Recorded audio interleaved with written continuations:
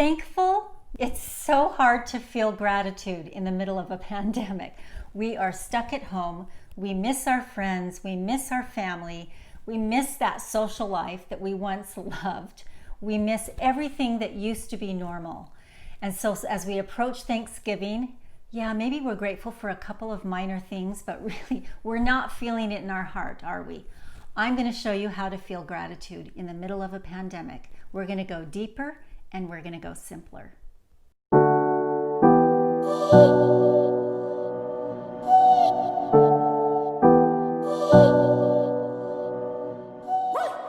Hi, I'm Heidi Tucker, award-winning author and speaker, and welcome to the Pickled Sunflower, where we can come together, make a connection, and find hope.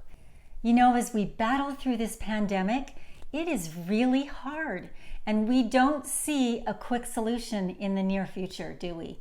And so all of a sudden, on the eve of Thanksgiving, we are supposed to feel gratitude, where most of us, we are not feeling that, right? We are not feeling that in our heart right now. Instead, we're remembering all the things that we don't have and all the things that we wish we had. And it's a real struggle for us. I know that depression is up, anxiety is up. I'm feeling some of that too. I have to be really careful to not let that creep into my life, because I've had those in the past where they've really taken a hold of me. So we're all having to struggle with this on so many different levels. I've really learned something from a woman who has taught me. I've learned by watching her and by listening to her. And she happens to be the woman that I wrote her story in my newest book, The Secret Keepers. Her name is Margie. When Margie and I first met, we talked a little bit about her past. She told me some things that had happened to her in the past.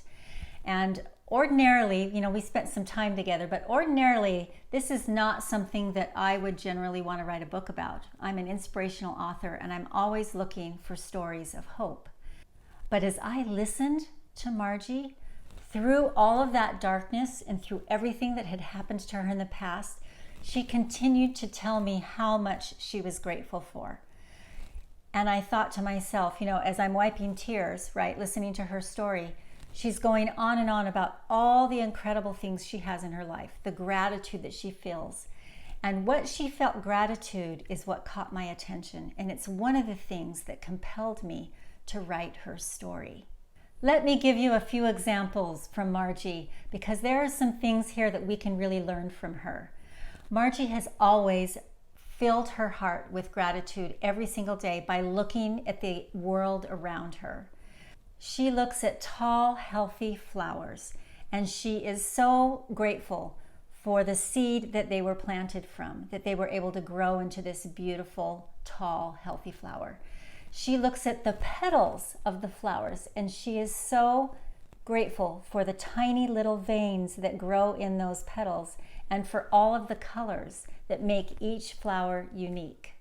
She has told me on more than one occasion about prayers, heartfelt prayers that she says to God about the beauty around her, thanking Him for the beauty of the earth and thanking Him for the beauty that He has created just for her. She has made that a personal thing, a personal feeling of gratitude in her heart for something that influences the way she feels every single day.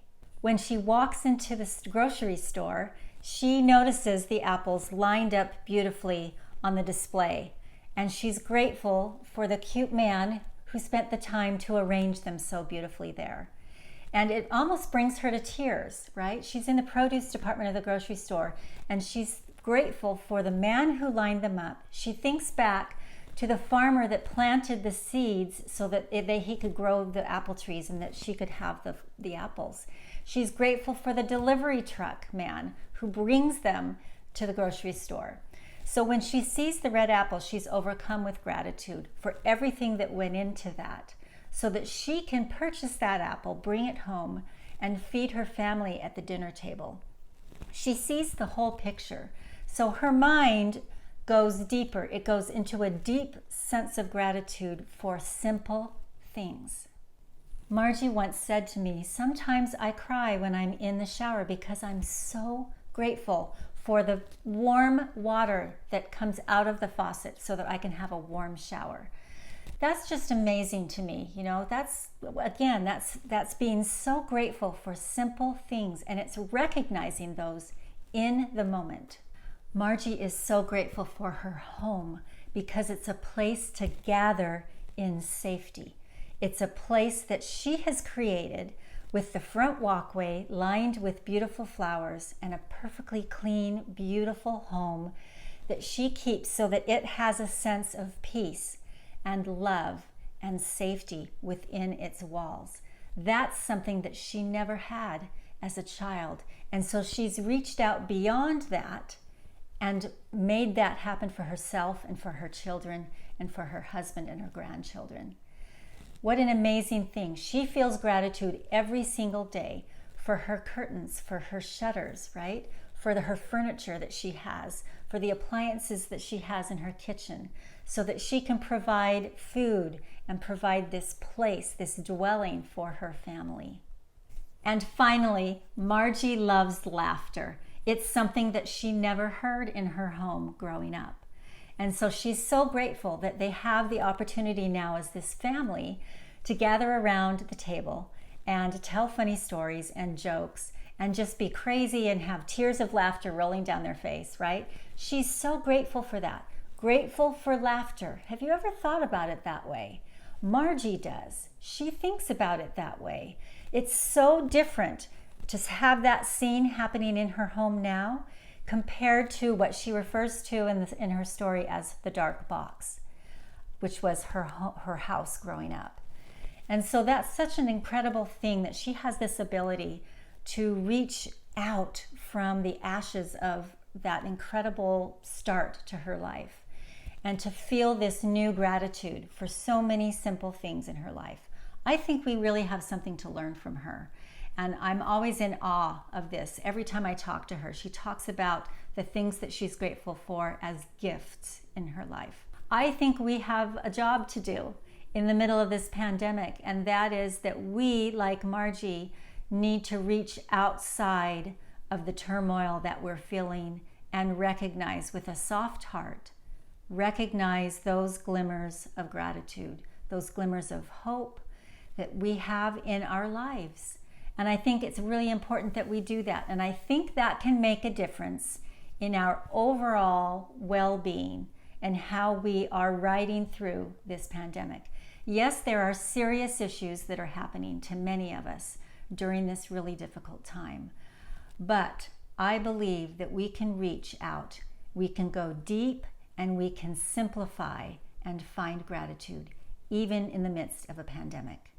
If you'd like to read more about Margie and her incredible ability to rise up from a horrific start of child abuse and trauma, and her ability to live with dissociative identity disorder as a result of that abuse and trauma, please read this story. It will change your life. And I will link that down in the description below. Don't forget to hit subscribe because I'm going to have lots more videos coming up about hope and about great things and positivity and staying really healthy during this difficult time as we come together and connect. We'll see you here next time on The Pickled Sunflower.